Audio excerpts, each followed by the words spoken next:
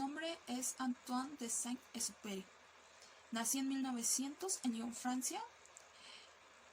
Soy el tercero de 5 hijos.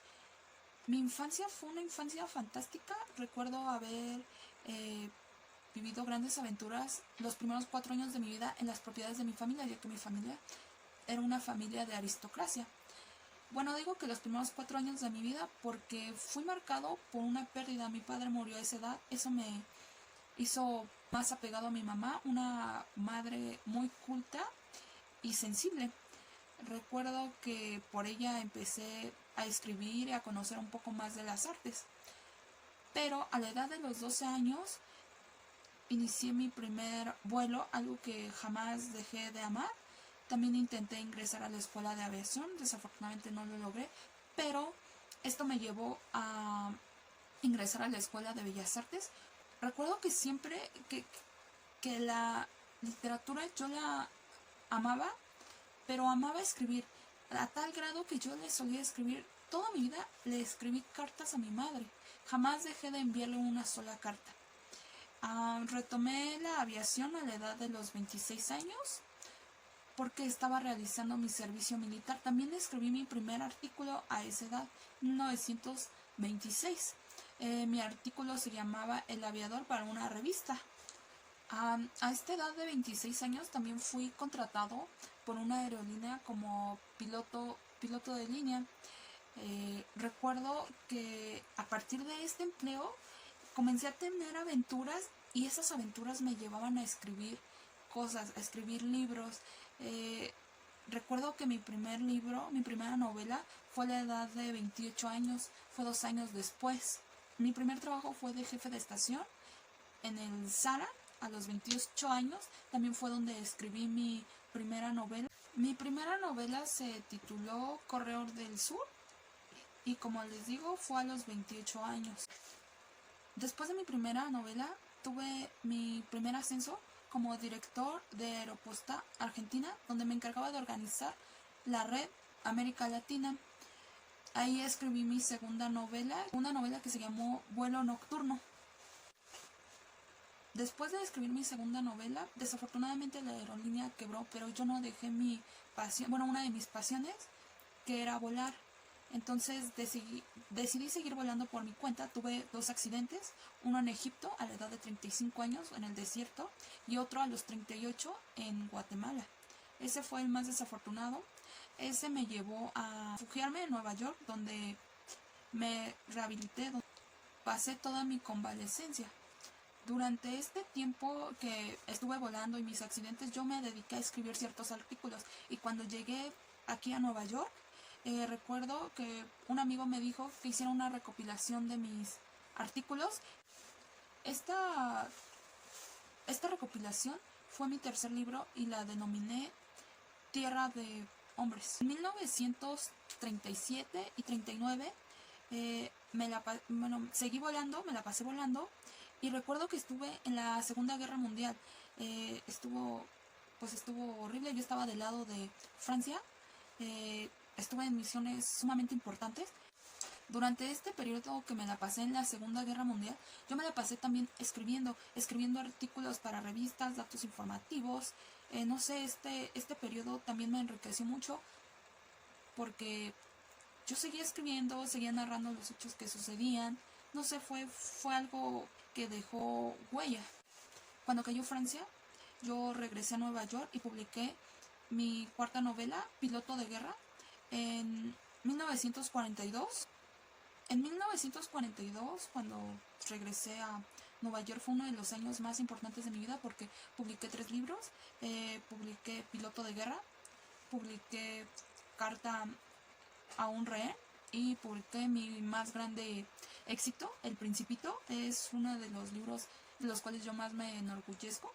El libro El Principito comienzo pidiéndoles disculpas a los niños por dedicarles este libro a una persona mayor, ya que el Principito es un ser que viene de otro planeta, cayó de un asteroide.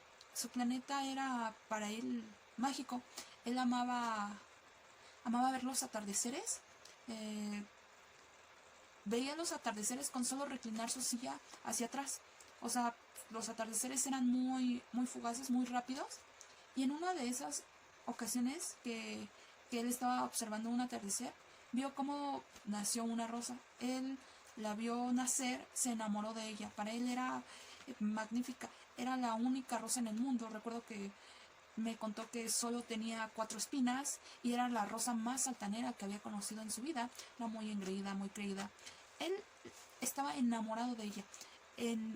Era como una especie de diosa para él. Él la cuidaba, la protegía, pero las altanerías de esta rosa terminaron alejándolo, a tal grado que el principito decidió abandonar su planeta, su asteroide, y entonces se dio a la tarea de viajar por 7 planetas. En el primer planeta me contó que se había encontrado con un rey. Este rey lo único que se encargaba era de dar órdenes, pero daba órdenes en un mundo donde en realidad no había nadie.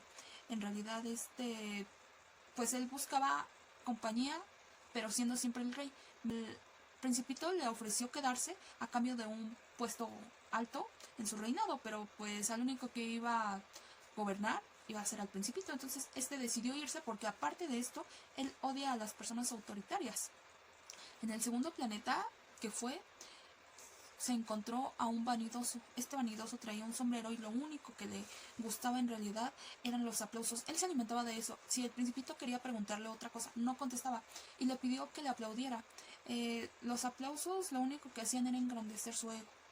Después, en el tercer planeta que visitó, fue el planeta de un bebedor ahí.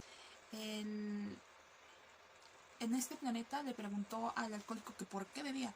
El alcohólico le dijo que él bebía porque se avergonzaba de él mismo por ser un alcohólico. Entonces el principito, a lo largo de todos estos planetas, se va dando cuenta que él no entiende a las personas, a los viejos, a los bebedores. Va viendo lo absurdo de las personas y como va conociendo un poco más, se va dando cuenta que son muy diferentes a él y que no va a lograr entenderlos. En el cuarto planeta conoce al hombre de negocios. Este hombre de negocios solo se encargaba de contar estrellas. ¿Y para qué las contaba? Solo para seguirlas ahorrando. O sea, terminaba de contar 1.000.000, las escribía en un papel, lo guardaba en una caja fuerte y seguía contando. Y nunca dejaba de contar. Entonces el principito se dio cuenta que este hombre se le iba la vida contando unas estrellas que la verdad no utilizaba para nada, solo para seguir contando y sentirse él enriquecido. El quinto planeta que él visitó fue el de un faro. El de este planeta para el principito fue uno de los planetas más importantes porque le dio un poco de sentido a su vida. A todos los demás planetas le resultaban absurdos, ya que le veía una función al del faro. Era un señor que se encargaba de prender y apagar el faro, pero este faro solo se prendía cuando oscurecía, cuando se hacía de noche. Entonces él decía que era bueno, ya que si estaba oscuro, pues necesitabas luz. Entonces este hombre se encargaba de prender esta luz. Pero se dio cuenta que este hombre, en su trabajo, se le había ido la vida. Y conforme fue creciendo, se dio cuenta de que el tiempo era relativo, que el tiempo se hacía cada vez más corto. ¿Por qué? Porque antes, cuando él era más joven, el tiempo era muy largo, a pesar de que los días en realidad solo duraban 1 minuto. Entonces cada minuto él aprendía y apagaba, pero conforme fue creciendo se fue dando cuenta que el tiempo se reducía a nada. Después viajó al sexto planeta, que fue el de un viejo que escribía libros, un geógrafo. En este planeta del geógrafo, él se da cuenta que este hombre solo se dedica a escribir lo que los viajeros le cuentan. Nunca se dedicó a investigar si estos planetas en realidad existían. Si él quería alguna prueba o saber que era cierto, a los viajeros les pedía pruebas como rocas enormes, pero entonces se daba cuenta que que cualquier viajero podía engañar al geógrafo. El geógrafo también la vida se le fue en hacer sus libros. Era un hombre muy ocupado y le encantaba ilustrar. Pues en cierta forma su vida fue algo útil, fue bastante buena, ya que él sabía plasmar muy bien lo que la gente le narraba. Y a este mismo geógrafo fue al cual el principito le pidió el consejo de a qué lugar podía viajar. Él le recomendó la Tierra. El principito, al llegar a la Tierra, se encontró con un bueno, se encontró con un mundo, primero solo porque llegó a un desierto. Siguió caminando, se dio cuenta de que habían más cosas y se encontró con muchas rosas y se dio cuenta de que su rosa no era la única rosa en el mundo. Quedó un poco decepcionado, pero sabía que si su rosa se daba cuenta de que no era la única en el mundo, se iba a sentir mal. Entonces, pues ya, el principito después conoció a un amigo, su amigo el zorro. El zorro era un animalito salvaje y entonces le comenzó a plantear que él quería que lo domesticara. Su domesticación consistía en que él tenía que cuidarlo, él tenía que ser parte de su compañía y así se domesticaban a los animales.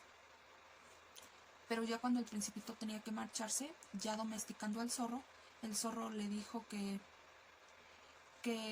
pues se iba y que le iba a doler, que iba a ser muy triste, pero también le dijo que tenía un gran recuerdo porque él recordaba ver los trigos dorados, muy simples, pero después de conocer al principito, cada vez que viera los trigos dorados, recordaría su pelo y sería algo hermoso, sería una experiencia, un recuerdo hermoso.